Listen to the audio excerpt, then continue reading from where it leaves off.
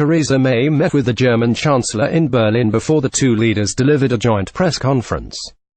Mrs. Merkel started the press conference by admitting that she deplored Brexit but wanted to ensure ties were close with the UK after Britain has left the EU. She said, "We basically have not changed our stance on Britain leaving the European Union. In fact, we deplore it, but we want to have a constructive position, because we want to have as close as possible partnership with Britain after they have left the European Union, both economically and politically." REUTERSTheresa May and Angela Merkel held a joint press conference after the meeting. "We were guided by the spirit when talking about leaving, when talking about the transition period, and in March we will deal with the issue of the guidelines for our future relationship. For us, as Germans, we would like to see a situation where we as 27 act together in the negotiations, but obviously bilateral talks are of prime importance in this particular phase." Mrs. May responded by setting out how the UK would enter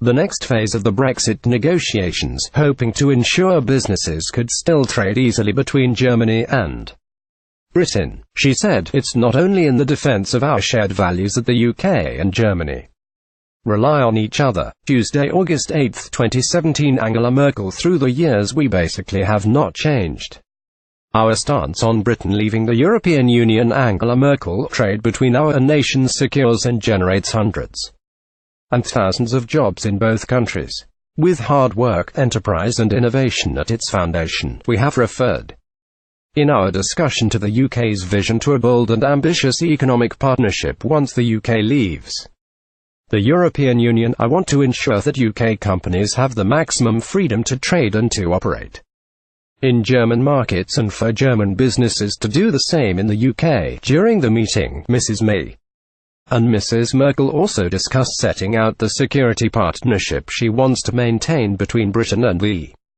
EU. Ahead of the meeting today, a spokesperson for the German Chancellor said time is running out for Britain to put forward its demands for the second round of Brexit talks.